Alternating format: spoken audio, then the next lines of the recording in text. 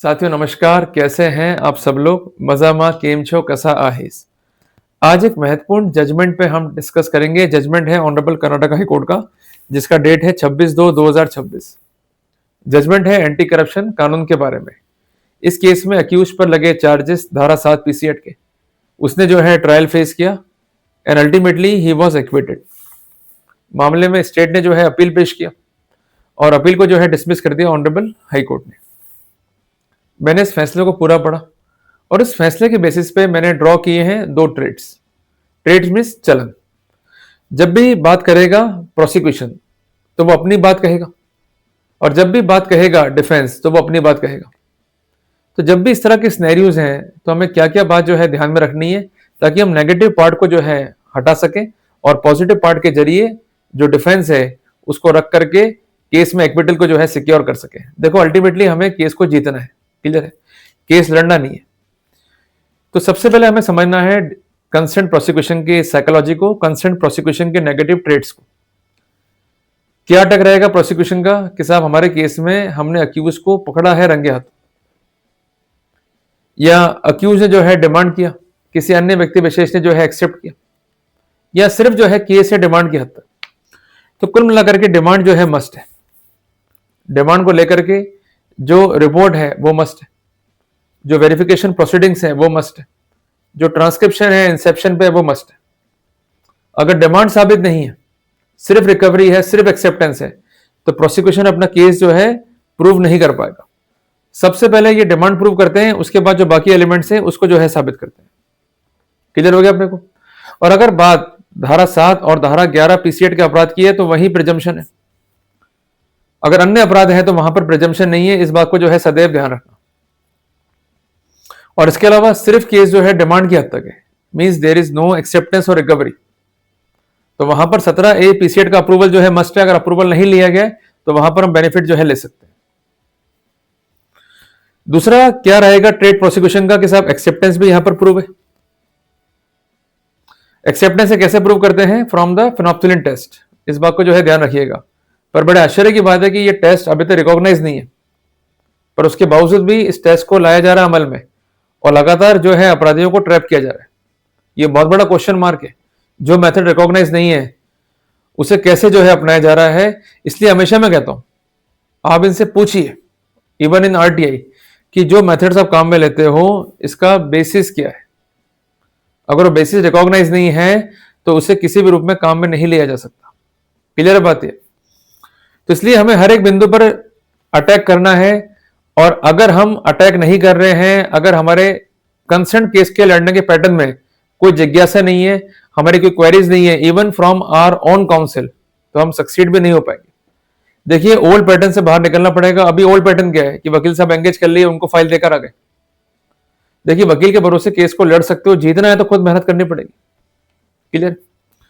तीसरा ट्रेड क्या रहेगा प्रोसिक्यूशन का कि रिकवरी जो है प्रूव है। क्लियर बात है?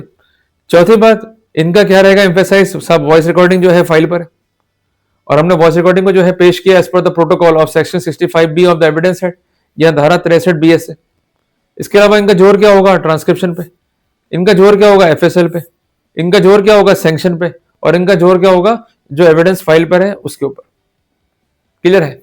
पर एक बात ध्यान रखना कि जो कंसेंट एविडेंस फाइल पर है उसका साइकिल पूरा हो जाना चाहिए। अगर एविडेंस में ही इनकंसिस्टेंसी है, विरोधाभास है, तो वहां पर हम फायदा ले सकते हैं। उदाहरण के लिए अगर कहता है कंसेंट कंप्लेनेंट की कंसेंट अक्यूज ने किसी काम के लिए जो है पैसे मांगे, पर वो काम जो है पेंडिंग नहीं है, तो इसका मतलब क्या हुआ कि वो जो कंसेंट इवेंट है वो क्या हो गया? ब्रेक। इसका फायदा ले सकते हैं हम, पर हमें एक एक बिंदु पर जो है काम करके चलना पड़ेगा। अगर नहीं करेंगे तो वहां पर नुकसान जो है फिर खाना पड़ेगा आपको। क्लियर हो गया? अब आते हैं कुछ ऐसे ट्रेड जिसका विशेष ध्यान जो है हमें रखना है। देखिए जब भी कोई रिपोर्ट होगा एंटी करप्शन को बाय द कंसेंट परिवादी, तो अप्रोच कब करा कंसेंट परिवादी ने कंसेंट एंटी करप्शन ब्यूरो को? ये इंपॉर्टेंट है। कई बार ऐसा होता है कि वो संपर्क में होता है कंसर्न काउंसिल के या एंटी करप्शन ब्यूरो के, इसलिए कॉल डिटेल्स और कॉल लोकेशन जो है काफी इंपॉर्टेंट है। और रिसेंटली अभी कई केसेस जो है तय हुए हैं कर्नाटक हाईकोर्ट से और दिल्ली हाईकोर्ट से, जहां पर कहा गया है कि अगर मैटर चार्ज के स्टेज पर है या उससे पहले कई स्टेज पर है तो वहां पर प्रिजर्व कर सकते हैं कॉल लोकेशन या कॉल डिटेल्स को, पर संबंध नहीं कर सकते। इसलिए जब भी आप अर्जी को ड्राफ्ट करें तो उसे विशेष लिखें कि कंसेंट जो डिटेल्स है या जो लोकेशन है उसको प्रिजर्व किया जाए, क्योंकि अगर आपने ये ऑब्जेक्शन दाखिल नहीं करें और बाद में ये डिफेंस आप लेना चाहते हैं, इन एब्सेंस ऑफ एविडेंसेस आप डिफेंस नहीं ले पाएंगे। पर अगर कोर्ट ने ऑर्डर कर दिया प्रिजर्वेशन का, उसके बावजूद भी अगर एविडेंस को डिस्ट्रॉय कर दिया तो वहां पर आप बेनिफिट ले पाएंगे धारा 119 सब क्लॉज जी बीएसए का।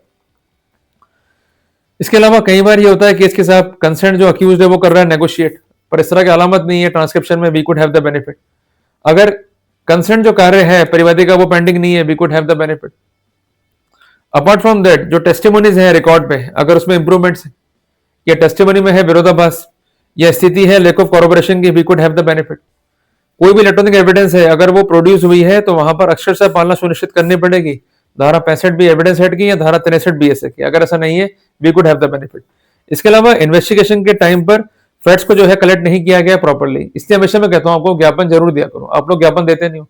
अगर आपने ज्ञापन दिया है और उस पॉइंट पे जांच नहीं हुई है, we could chalk out a case of unfair investigation. क्योंकि ड्यूटी क्या है पुलिस की, to collect those facts which are requisite to prosecute the concerned accused, जिसमें अक्यूज के दिए गए सबमिशंस भी शामिल हैं। अगर इस तरह के पॉइंट्स को या सबमिशन को कंसीडर नहीं करता है कंसर्न प्रोसिक्यूशन की एजेंसी, तो वहां पर हम बेनिफिट जो है ले सकते हैं। उदाहरण के लिए उनका कहना है ये कि साहब फला फला काम के लिए आपने जो है पैसे मांगे, पर आपने ज्ञापन सौंप दिया जिसमें आपने क्या लिख दिया कि ये काम जो है पेंडिंग नहीं है। अगर वो काम पेंडिंग नहीं है पर इस पॉइंट को जो है वेरीफाई नहीं किया गया, इवन आपने ज्ञापन सौंप दिया तब भी ये वेरीफाई नहीं कर रहे, simply they are going to prosecute the accused, in that scenario we could chalk out a case of the unfair investigation। देखिए आपराधिक मामला सिर्फ एक औपचारिकता नहीं है। अगर पुलिस की जांच कार्रवाई दूषित है, पुलिस ने फैक्ट्स को इकट्ठा नहीं किया है प्रॉपर तरीके से, तो वहां पर हम चॉक आउट कर सकते हैं a case for unfair investigation, और वहां पर एम्पल जजमेंट है जहां फायदा मिला है आरोपी को। तो मैं उम्मीद करता हूं कि मैंने टॉपिक पर आपको जो है इनलाइटन किया। तो जब कभी भी आपको तकलीफ होती है कंसेंट केस में, तो खुद से जो है फाइल को पढ़ें, पॉइंट्स को जो है निकालें, उसके बाद डिस्कस करें एक्सपर्ट से, ताकि रिव्यू करते हुए आप जो है आगे बढ़ सकें और अपना एक प्रॉपर डिफेंस जो है रिकॉर्ड पर स्टैब्लिश भी जो है कर सके। क्लियर है? बगैर डिफेंस के अगर आगे बढ़ेंगे तो बाद में क्या होगा, पैदा होगा इनकंसिस्टेंसी, तो वहां नुकसान जो है आप ही को झेलना पड़ेगा। क्लियर है? तो मैंने समझा दिया आपको करना क्या है, अब डिपेंड है सब आपके ऊपर कि क्या रास्ता या क्या मोड जो है आप चूज करते हैं। जल्दी मिलेंगे एक नए अध्याय के साथ।